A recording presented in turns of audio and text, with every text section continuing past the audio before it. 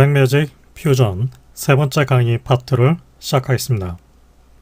이 세 번째 파트 강의에서는 그 퓨전이 가지고 있는 3D와 관련된 기능을 중심적으로 해서 강의를 진행할 생각입니다.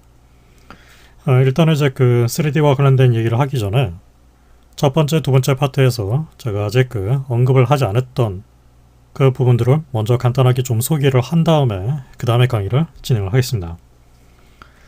네, 그래서 이번에는 이제 이 퓨전이 가지고 있는 우리가 어떤 작업을 진행할 때 알아둘 필요가 있는 몇 가지 이 노드와 관련된 또 설정 값을 저장하는 것과 관련된 이야기를 해보도록 하겠습니다. 네, 그래서 일단 먼저 이제 커스터마이즈 툴바에 대해서 얘기를 해보죠. 뭐 아시다시피 이제 퓨전이 가지고 있는 인터페이스 상단을 보게 되면 바로 버튼이 보이죠? 네, 바로 이 부분이 이제 툴바라고 불리는 부분인데, 기본적으로 이제 배치가 되어 있는 어떤 종류라든가 개수는 제한적으로만 설정이 되어 있습니다. 만약에 이제 여러분들이 이제 이 툴바가 가지고 있는 위치를 바꾸고자 할 경우에는 바로 지금 상단을 보게 되면 이제 이렇게 세로로 두 줄이 나 있는 부분이 있죠. 마우스 커서를 이제 가리키고 있으면은 바로 이동 커서 모양으로 바뀌게 됩니다. 이 상태에서 클릭 드래그를 해서 이렇게 아래쪽으로 배치를 하거나 다시 이렇게 사이드 쪽으로 배치를 하거나, 네, 뭐 여러분들이 이제 의도에 따라서 다시 재배치를 할 수 있습니다. 만약에 이제 자신이 사용하는 어떤 특정 노드를 이 부분에 이제 등록을 하고자 한다면은, 네, 바로 툴바에서 오른쪽 마우스를 이제 한번 클릭을 하게 되면 오른쪽 마우스 클릭, 그러면은 커스터마이즈 툴바 기능이 나타나게 됩니다. 기본적으로 이제 두 개의 바가 등록이 되어 있습니다. 뷰 바, 네, 그 다음에 커먼드 툴, 네, 알 수 있죠? 이것 외에 뭐 여러분들 이제 뭐 즐겨 사용하는 노드가 있다고 그러면은 그 노드를 이제 등록을 해주기 위해서 일단 먼저 새로운 툴바를 하나 생성을 해줍니다. new 기능을 사용해서 뭐 예를 들어서 제가 my tools라고 해서 새로운 툴바를 하나 생성을 했습니다. 생성을 하게 되면 바로 이쪽 부분에, 네, 이 두 개의 세로 줄무늬 패턴이 나타나죠. 이 부분을 이제 드래그를 해서 위치를 조정을 해줍니다. 이제 여러분들이 이제 등록을 하고자 하는 자신이 원하는 특정 노드를 바로 여기 있는 리스트 상에서 찾습니다. 뭐 예를 들어서 이제 이 크리에이터 쪽에 있는 바로 이제 패스트 노이즈, 바로 이제 패스트 노이즈 같은 경우는 이제 보시다시피 이제 이렇게, 네, 우리가 이전에 잠깐 이제 사용을 해봤지만 이런 불규칙한 노이즈 패턴을 만들어주는 역할을 하게 되죠. 이런 이제 패스트 노이즈를, 네, 이 부분에 이제 등록을 시키기 위해서 여기 있는 패스트 노이즈 이름을 클릭해서 드래그를 시키면은, 네, 드래그 앤 드롭을 시키게 되면 바로, 네, 등록이 되는 걸 알 수 있습니다. 사실 이미 패스트 노이즈 같은 경우는 바로 여기에, 네, FN이라고 해서 등록이 되어 있죠. 만약에 이제 등록이 되어 있는 것을 제거를 해야 된다 그러면 다시 클릭해서 이쪽으로 가져다 놓습니다. 그러면은, 네, 사라지게 됩니다. 이번에는, 네, 플라즈마를 드래그 앤 드롭, 그러면, 네, 플라즈가 이제 등록이 됐죠. 일단 OK 해서 제대로 동작하는지 확인을 해보죠. 플라즈마 버튼을 클릭했을 때 바로 플라즈마, 네, 노드가 생성이 되고, 네, 그 상태가 그대로 지금 화면에, 네, 보이는 걸 알 수 있습니다. 플라즈마 노드 같은 경우는 이제 이런 식의 어떤 불규칙하고 좀 추상적인 어떤 그런, 네, 느낌을 주는 패턴을, 네, 만들어줍니다. 뭐 어떻게 보면 이제 물결의 어떤 느낌도 좀 가지고 있죠. 네, 알 수 있습니다. 아무튼, 네, 이런 식으로 오른쪽 마우스 클릭, 바로 새로운 툴바를 등록을 해서 뭐 여러분들이 원하는 대로 추가된 툴바에 자신이 원하는 타입의 노드를 추가하고 삭제를 할 수도 있습니다. 네. 저는 이제 지금 등록되어 있는 이제 툴바를, 네, 사용할 생각이 없기 때문에 그냥 제거를 해주겠습니다. 제거를 하고자 하는 툴바를 선택을 한 다음에 딜리트를 해줍니다. 네. 퓨전이 이제 그 기본적으로 만들어준 두 개의 툴바를 웬만해서는 삭제하지 마십시오. 그냥 두 개의 툴바는 이제 내버려두고 단지 이제 시각적으로 보이게 하고 싶지 않다면 그냥 여기서 이런 식으로 툴바를 해제를 시켜서 숨겨주시면 됩니다. 오케이. 네. 뭐 툴바에 대한 얘기는 뭐 일단 이 정도만 얘기를 하겠습니다. 네. 이번에는 이제 그 특정 노드의 어떤 설정 값을 따로 저장하는 방법에 대해서 얘기를 해보죠. 뭐 예를 들어서 컨트롤 스페이스 제가 패스트 노이즈 노드를 생성을 해서 이 패스트 노이즈가 가지고 있는 이제 이 뭐 여러 가지 설정 값을 이런 식으로 건드려 보겠습니다. 네.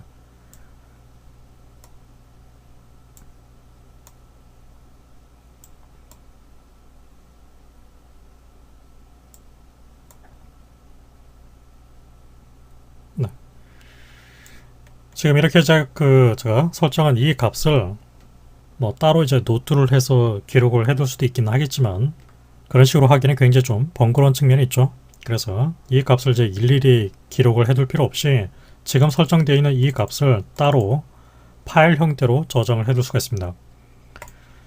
이 설정 값을 이제 저장을 해주기 위해서 이 툴이 가지고 있는 인터페이스의 이제 그 상단 부분에서 오른쪽 마우스 클릭하게 되면 이제 메뉴가 나타나죠. 이 중에서 보게 되면 세팅 메뉴가 있습니다. 그 세팅 메뉴 중에 보게 되면 바로 Save as 기능이 있습니다. 이 기능을 통해서 지금 설정되어 있는 그 값을 저장할 수 있습니다. 한 가지 이제 주의할 점은 이제 그 여러분들이 마우스 커서를 이제 어느 부분에서 이제 그 오른쪽 마우스를 이제 클릭하냐에 따라서 그 해당 메뉴가 보일 수도 있고 보이지 않을 수도 있습니다. 그래서 가능하다면은 이제 툴 인터페이스의 상단 이 부분에서 오른쪽 마우스를 클릭을 합니다. 아무튼 세팅, 세이브 에즈 기능을 통해서 저장을 해줍니다. 기본적으로 보시다시피 이제 그 자동적으로 현재 지금 여러분들이 사용하고 있는 그 아마도 자신의 이제 그 사용자 계정명 아래 보게 되면 앱 데이터, 로밍, 블랙매직 퓨전, 그리고 그 퓨전 아래에 있는 세팅이라는 폴더 안에 자동적으로 그 위치가 잡혀서 이 경로 안에 확장자가 이제 세팅인 파일로 저장을 해 두시면 됩니다. 그래서 저는 이 부분에 대해서 이름을 이렇게 지정을 해 두죠. my setting past noise 1 그래서 세이브를 합니다. 그럼 이제 이 설정 값이 이제 하드디스크의 파일 형태로 저장이 되었습니다. 다시 이제 이 설정 값을 리셋을 하죠. 오른쪽 마우스 클릭, 세팅, 로드 디폴트를 하거나 또는 리셋 디폴트를 합니다. 최초 상태로 이제 값이 되돌아왔죠. 이제 세팅 값을 이제 불러오기 위해서 오른쪽 마우스 클릭, 세팅, 로드 기능을 통해서 불러옵니다. 바로 여기 있죠. My setting, past noise 1.setting, open. 그러면은 그 설정된 그 값 상태가 그대로 적용이 되는 것을 알 수가 있습니다. 따라서 이제 이 그 설정 값을 이제 저장하는 이 기능은 특히 이제 그 옵션이 굉장히 많은 조정하는 항목 자체가 굉장히 많은 그런 성격의 노드의 작업을 할 때 상당히 의미 있게 쓰일 수가 있겠죠.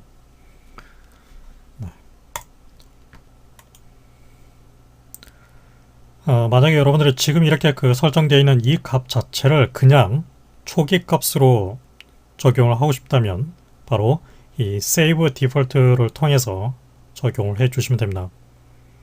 하지만 저 같은 경우는 이제 웬만해서는 특별한 이유가 있지 않은 이상은 사용자가 그 조정한 그 값을 디폴트 값으로 바꾸는 행위를 잘 하지 않습니다. 그냥 Save As를 통해서 별도의 세팅 파일로 따로 저장을 해서 불러들이는 방식으로 작업하는 것을 선호를 합니다. 아무튼 이 같은 방법을 통해서 좀 값을 이제 복잡하게 설정하는 작업을 조금이라도 그 수고스러운 것을 조금이라도 줄일 수가 있으니까 여러분들이 필요에 따라서 이 기능을 사용을 해 주십시오. 그 다음으로 그룹 기능과 언더레이 스티키 노트에 대해서 얘기를 해보겠습니다. 일단은 먼저 이제 그 개념을 제가 소개를 해드리기 위해서 간단한 작업을 먼저 해두겠습니다. 네. 백그라운드 노드를 하나 따로 생성을 해서 그 색상을 이런 식으로 지정을 해두고 add rectangle mask 노드를 추가를 해서 이런 식으로 설정을 해두겠습니다. 위스 값을 0.35, 0.3, 코너 레디어스를 적용해서 이런 식으로 라운딩을 적용해주고 보더 위스를 적용해서 이런 식으로 좀 더 크게 모양을 만들어 주겠습니다. 지금 이 상태를 그대로 카피를 해서 컨트롤 C, 컨트롤 V 머지를 해줍니다. 그 다음에 지금 복사를 한쪽에 있는 그 렉탱글이 가지고 있는 보더 위스를 초기 상태로 되돌려 놓습니다. 이제 머지 쪽에 가지고 있는 오퍼레이터를 홀드아웃으로 바꿔줍니다. 그러면은 마이너스의 작용에 의해서 한쪽에 있는 A 쪽에 있는 이미지로부터 B를 빼는 방식으로 해서 패턴을 만들어주게 되겠죠.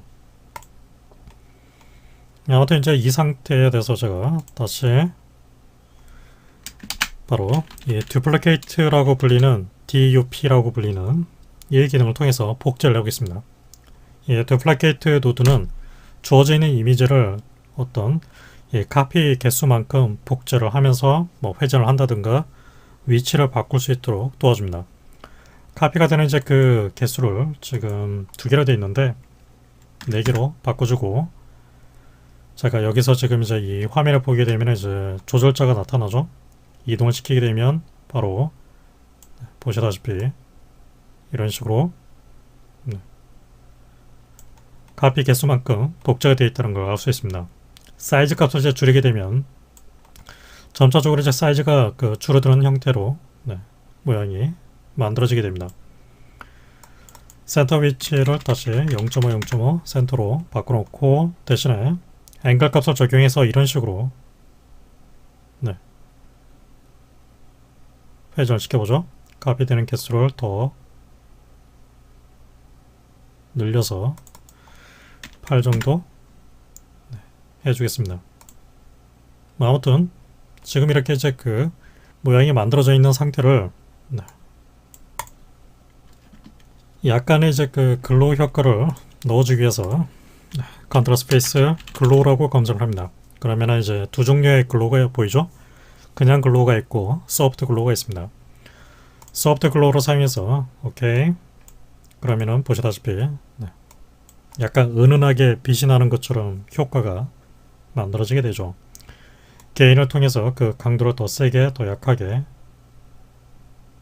지정할 수 있습니다.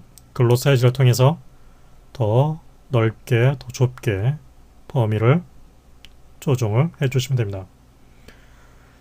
블랙 바탕일 경우에는 좀 더 확실하게 보이게 되겠죠.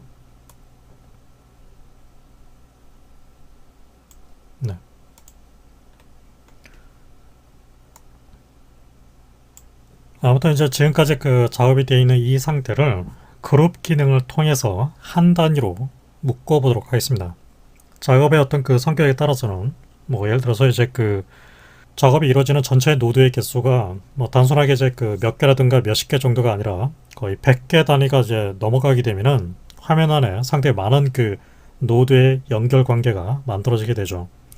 때에 따라서는 이제 그 특정 노드의 그 연결 흐름을 한 단위로 축소를 시킨 다음에 좀 더 간편하게 단순화된 형태로 이 플로우 인터페이스의 노드 연결 흐름을 관리를 해야 할 경우가 있습니다. 이 상태에서 제가 이제 아까 패스트 노이즈 노드를 따로 만들어서 역시 드래그 앤 드롭 해서 마우스에 이것을 바로 홀드업 방식으로 해서 빼주고 패스트 노이즈가 가지고 있는 스케일을 브라이트니스 컨트라스트 이런 식으로 했다고 해보죠. 지금 이렇게 만들어져 있는 상태에서 바로 이 부분 있죠. 실제로 이제 그 패턴을 만들어내는 부분은 이 부분입니다. 나머지는 그냥 약간의 이펙트 합성을 해주는 그런 역할을 지금 이 부분에서 하고 있죠. 그래서 이 부분을 한 단위로 묶기 위해서 바로 그룹 기능을 통해서 단축키가 Ctrl Z. 그러면은 보시다시피 하나의 그 그룹으로 묶여 있다는 걸 알 수 있습니다. 코멘트 쪽에서 여러분들이 이제 이 그룹 노드 안에 어떤 역할을 한다는 것을 일종의 노트를 따로 기록을 해둘 수가 있습니다. 네. 라운드, 렉트, duplicate이트 패턴이라고 입력을 해두죠. 그래서 이제 그 노드의 연결 흐름 구조가 굉장히 많은 그런 장면일 경우 이런 식으로 좀 더 단순화된 단순화된 구조로 축소를 시킬 수 있으니까 작업의 성격에 따라서는 굉장히 편리하게 사용할 수 있겠죠. 실제로 이제 이 그룹 안에는 여러 개의 노드가 여전히 존재하는 상태입니다. 그 상태를 다시 이제 표시를 해주기 위해서 보시다시피 지금 보게 되면 여기에 expand 버튼이 있습니다. 확장을 시켜주는 버튼이 있는데 그 버튼을 이제 클릭하게 되면 바로 이렇게 별도로 그 창을 따로 열어준 상태로 노드의 연결 구조를 보여주게 됩니다. 다시 축소를 하기 위해서 여기 있는 버튼을 눌러주게 되면 알 수 있죠? 이런 식으로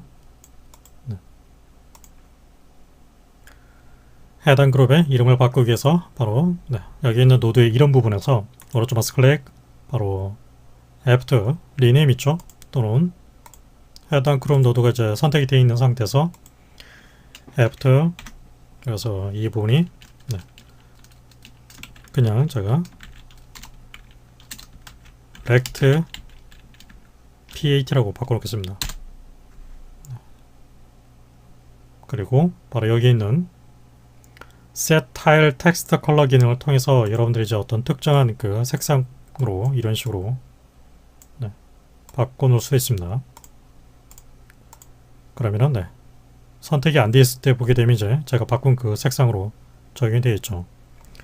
색상을 초기화를 시키기 위해서 오른쪽 마우스 클릭 리셋 컬러를 하게 되면 원래 상태대로 되돌아가게 됩니다.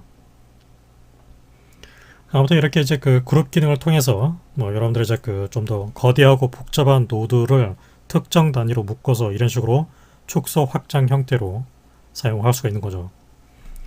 만약에 이제 그 노드를 이제 삭제를 해야 된다 그러면은 만약에 지금 상태에서 이제 그 제가 이 노드를 선택해서 딜리트를 하게 되면은 그 그룹 안에 포함이 되어 있었던 노드의 연결 구조도 같이 삭제가 됩니다. Ctrl Z 그것이 아니라 그룹만 정확하게 이제 삭제를 해야 되겠죠. 그래서 지금 이제 그 그룹핑이 되어 있는 상태를 해제를 시켜야 됩니다. 바로 ungroup을 해줘야 된다는 얘기죠. 그룹 노드를 선택해서 오른쪽 마우스 클릭 바로 ungroup 있죠. ungroup을 하게 되면 그룹핑이 해제되어 있는 상태로 빠져나오게 됩니다. 아무튼 다시 선택 Ctrl Z 그룹 확장 다시 ungroup 이런 식으로 그룹 기능을 활용을 해주시면 됩니다. 그런데 이제 이 그룹 기능과 이제 유사하게 노드의 어떤 특정 연결 구조를 한 단위로 묶어주는 언더레이라고 불리는 기능이 따로 있습니다. 컨트롤 스페이스 언더라고 검색을 하게 되면 바로 언더레이가 보이죠? 오케이. 그럼 보게 되면 이제 이렇게 흡사 보면 약간 좀 이제 그 포스트잇과 굉장히 유사한 모양으로 지금 생겨 있는데 이 언더레이를 통해서 특정 그룹의 어떤 부분을 언더레이 안쪽으로 포함을 시켜서 관리를 할 수 있습니다. 그래서 이제 어떻게 보면 이제 그룹 노드하고 별 차이가 없다고 볼 수도 있습니다. 다만 이제 언더레이 같은 경우는 이런 식으로 특정 노드 밑에 깔린 형태로 배치가 되고 클릭 드래그를 해서 사이즈를 조정해 줍니다. 그러면은 이제 이렇게 되면은 언더레이가 가지고 있는 이제 그 부분을 선택해서 드래그를 하게 되면 바로 그 노드가 이제 전체적으로 잡혀서 이동이 되는 걸 알 수 있습니다. 그렇죠? 그룹 기능과는 달리 확장을 하거나 축소를 하거나 그런 기능은 존재하지 않습니다. 이 언더레이라는 말 자체가 밑에 깔린다는 뜻이죠.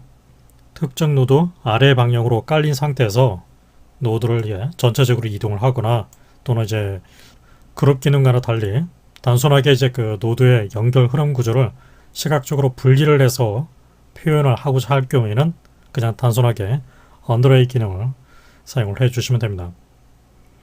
만약에 이제 이 언더레이를 이제 제거를 하기 위해서 지금 이제 이 언더레이를 이제 선택을 해서 딜리트를 하게 되면 역시 언더레이에 포함이 되어 있는 해당 노드도 같이 삭제가 됩니다. 언더레이만 정확하게 삭제를 하기 위해서 이 언더레이가 가지고 있는 사이즈를 이런 식으로 작게 만들어서 빼거나 아니면 다시 이렇게 포함이 되어 있는 상태에서 컨트롤 알트 키를 누른 상태에서 이런 식으로 빼서 다시 딜리트 제거를 해주시면 됩니다. 다시 언더레이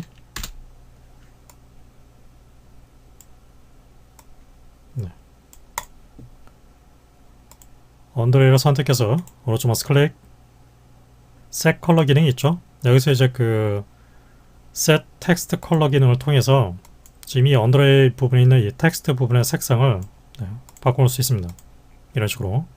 그러면은 그 영향을 받아서 안쪽에 있는 모든 이 노드의 색상도 같이 한꺼번에 바뀌는 걸 알 수 있습니다.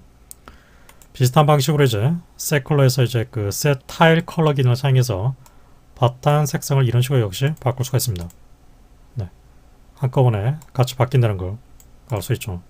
그래서 좀 더 이 노드가 어떤 역할을 한다는 것을 시각적으로 색상으로 또 영역으로 따로 구분을 해서 논리적으로 좀 더 쉽게 보일 수 있도록 만들 수가 있는 거죠.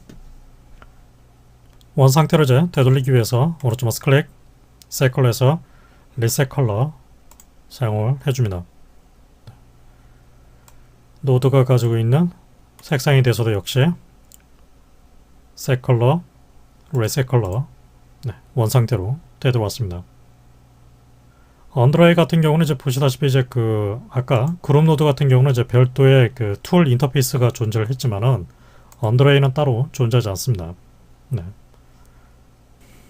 언더레이가 가지고 있는 현재 이름을 이제 바꾸고자 할 경우에는 일단 언더레이를 제가 선택을 하게 되면 보시다시피 언더레이가 포함을 하고 있는 하부 노드들까지 같이 선택이 되도록 되어 있습니다. 이 상태에서 이제 F2 키를 눌러서 리네임 툴을 사용하게 되면 보시다시피 리네임 툴이 언더레이 대해서만 실행되는 게 아니라 다른 노드에 대해서도 동시에 실행되는 걸 알 수 있습니다.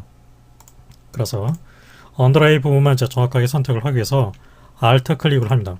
Alt 클릭. 그럼 이제 언더레이만 선택이 됩니다. 이 상태에서 F2 그래서 이 부분이 이제 노이즈 언더바 렉트라고 바꿔놓죠. 오케이. 그럼 이제 정확하게 언더레이 부분만 이름을 바꿀 수가 있게 됩니다. 이 언더레이 기능과 함께 우리가 또 노드 작업을 할 때 유용하게 쓸 수 있는 부분이 바로 스티키 노트가 있습니다. 말 그대로 노트 역할을 하게 됩니다. 컨트롤 스페이스 노트라고 감소를 합니다. 그러면 이제 바로 노트가 보이죠? 오케이. 그럼 바로 드래그를 해서 여러분들 이제 노트를 이제 표시를 하고자 하는 위치로 이동을 해줍니다. 예를 들어서 이 부분이라고 가정해 주죠. 더블 클릭을 하게 되면 이제 노트가 이제 크기가 커지죠. 이제 이 부분에서 여러분들이 원하는 대로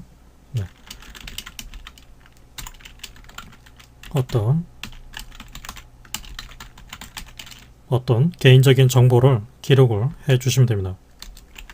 기본적으로 이제 한글도 입력이 가능합니다.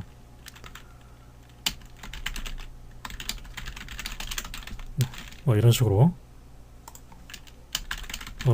이제 노트를 해서 어떤 작업상의 주의사항이라든가 주로 이제 복잡한 작업을 많이 할 때나 아니면 한번 작업을 해놓고 장시간 이후에 그 작업이 어떤 성격의 작업이었는지를 우리가 보통 이제 잊게 됩니다. 그래서 그런 부분을 이제 기억을 되살리기 위해서 이런 노트를 따로 해둘 필요가 있겠죠. 그래서 다시 적당히 이제 크기를 조정을 해줍니다. 언더레이 안쪽으로 제가 그 노트를 표기를 했기 때문에 이제 같이 묶여서 따라간다는 걸 알 수 있습니다. 노트만 따로 선택해서 얼마든지 또 위치를 바꿀 수도 있을 겁니다. 네. 역시 노트로 선택해서 어로즈마스 클릭 셋 컬러에 있는 그 셋 타일 컬러를 사용해서 그 색상을 뭐 이런 식으로 바탕 색상을 바꿔서 눈에 잘 띄게 조정할 수도 있겠죠. 언더라이 기능하고 이 스티키 노트 기능을 좀 더 예시적으로 제가 보여드리기 위해서 앞으로 우리가 작업할 부분인데, 네.